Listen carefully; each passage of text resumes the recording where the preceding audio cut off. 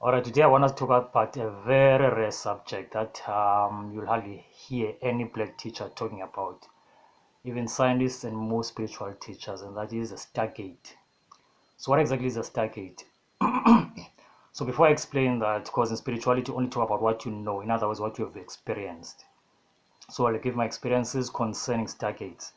But first, let me say that as human beings, we have 5 physical senses as well as 7 chakras, which are aligned with our or are also connected to our 7 major glands. And these senses and chakras allow us to receive as well as transmit information or energy.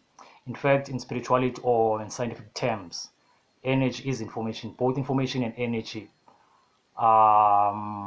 Information is energy, actually, because there's no life without information. In fact, with information, we tend to act in the same manner that energy gives us the ability to work. And so a stargate is a planetary vortex. A vortex is more like the senses. It gives us the ability to connect to other galaxies or star systems as well as worlds which are invisible to us. And so the Earth has 7 chakras or vortexes. But a stargate is created when we create a pyramid on a vortex.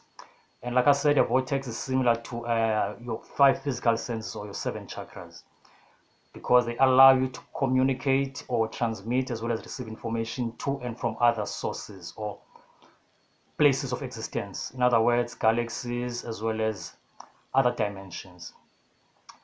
And so when I was a child, my first experience with this world was very awkward, because my first words were, "You are here, also there's no escaping you." And I remember the future. Well, I was being dressed by mother and went to play with my friends, and afterwards there was a huge explosion.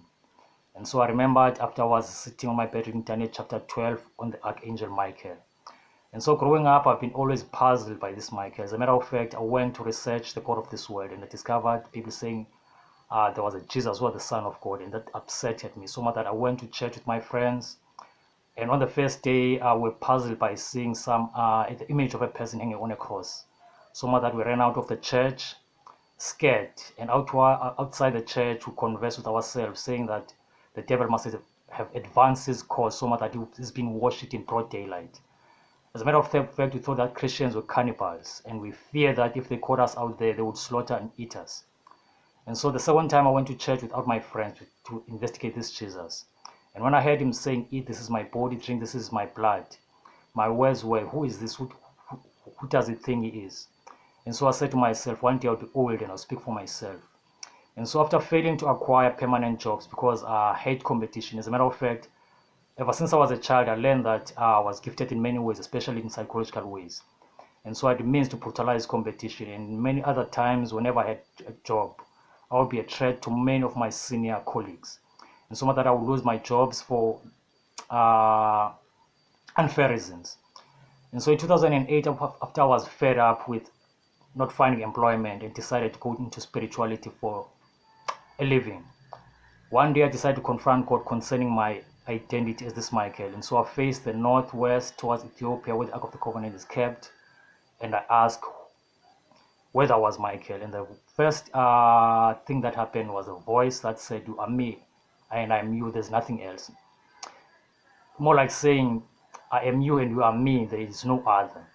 And so because I've never experienced such a thing, I ran away. Unfortunately, before I could succeed running away, I saw electromagnetic fields. In fact, I saw the image of Emperor Haile Selassie, which was on my desktop as a screensaver, flying out of the screen. And it eventually formed a cluster of angels, which formed a physical human body. Actually, there was a light body, so huge and gigantic, so tall, so much that it was surrounded by what appeared to be human beings, the size of a man. And those around the chest area had a gold belt. And I looked straight into them and saw that they were looking at me, and they were somersaulting in different ways and were looking exactly at me, and I could feel my soul gravitating towards them. And so I stopped myself. After that, there was a second event. This time I could feel electricity or lightning on my head, and everything turned black until I saw my soul flying in the sky in the form of a golden light. And the first thing that I saw was the pyramids of Egypt. And I remembered as my teacher Asata Shaku teaching about stargates, and that the pyramids were built to help the god Yakub on his ascension back to the star Cyrus. And so I decided the same thing could happen to me, that I could be, in fact, the first thing that could have happened was that I could have been drawn to the other angels who looked exactly like me. Possibly I could have survived with the ability to ascend at any time I want. But because of my ignorance, I ran away from that. And so I was given a second chance to ascend to the star Cyrus. And because of my ignorance, again, I resisted the moment, and then I ran away. And the third thing that happened is that lightning struck my head, and I turned into light again, and it gravitated towards the United States of America. And I could see the Statue of Liberty, as well as what seemed to be a maternity ward in a hospital. And I could see a woman about to give birth, and I knew that I was about to die on the other side in South Africa and be born in the US. And so I decided that I don't need a second chance to fulfill my duties as to why I was born. And so I resisted that too. Afterwards, I threw myself into my bed, and I realized the opportunity that I've missed. And so I cried bitterly. All of a sudden, the pain disappeared, and I could feel a second presence in the room. And so I woke up and looked, and there was a person, a light-bodied human being, with a face made up of steel, which was glowing of light, and there seemed to be petals coming out of his collar. And so we conversed. Actually, the person looked exactly like Emperor Haile Selassie. Later on, I tried to remember as to why am I so familiar with this person who's supposed to be God.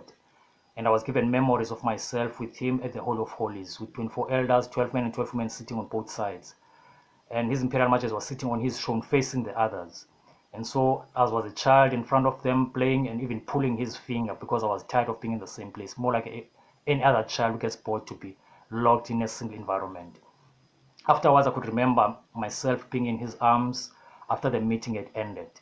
And so I came to realize that we are on this world because of a proposal, which is on the Hall of Holies where a story is given. And so in order for us to be entrapped in that story by thinking about it, and so creating multiple dimensions of the same version of the story. And so as I was trying to explain to you, a stargate is similar to your body, more like if we can say that the entire planet is a universe, and with it are galaxies as well as planets, or us human beings. And these galaxies or planets have senses, which are our stargates, which allow us to transmit as well as receive information from and to the universe. And so stargates works exactly like that. And so in Egypt, the ancestors built a stargate on a throat chakra at Giza, which was used by them to ascend to other dimensions, more like a transport today. But it would be difficult for us to understand this because we are locked in this planetary environment where we think that life begins and ends on this planet Earth. Unfortunately, that is only due to white man's inferiority, because as blacks, we have the capacity to enter or to go through the whole spectrum of our intelligence or consciousness.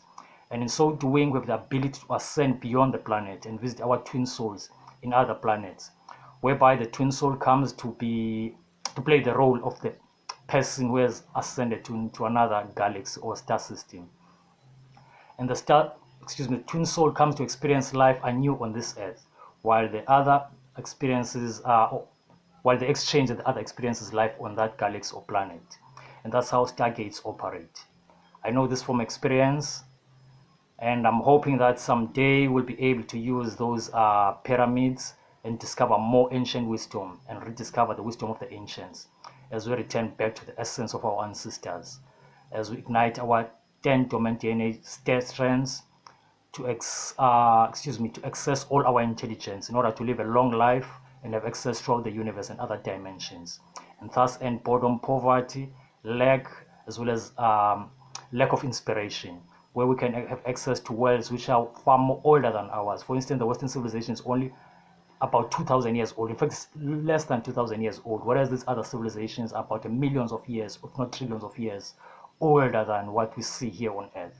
So in saying so, what I'm trying to say is that the only thing we'll ever need to do is to open all our dormant DNA strands, and we'll have access to all these civilizations with all their wealth, because we're also citizens. We have bodies throughout the universe. As a matter of fact, we incarnate 1 billion 8 million times, and it is at a given moment such as this one, we have 1 billion 8 million bodies, and this is why we dream. Whenever we dream, we are visiting those twin souls in all these other dimensions, and this is how life exists, except for we are locked into this matrix where we think that life begins and ends on Earth, whereas there are stargates out there to accuse us of our own ignorance. Knowledge which was known by our ancestors, which was so unfamiliar with today, though we claim to be educated. And so I'll close by saying that enlightenment is far more superior to education, because education is designed for slaves. It's there to teach you how to operate in a single dimension, to be a worker, an employee, also aka a slave. Whereas enlightenment is about helping you rediscover your essence as God. It's about connecting your soul to the spirit, the soul being the fruit and the spirit being the tree that produces every seed. And so whenever you lose your life in this dimension, there's a possibility of, in this dimension or world or in this incarnation, there's a possibility of yourself being reborn again so that God can rediscover himself through the next incarnation. And so no one is too important that God would sacrifice everything for. This is why we must give our best to redeem our souls, because none of us are too important for God to sacrifice anything for. And I thank you for your time again. It's Mthunzi, the messenger. Peace.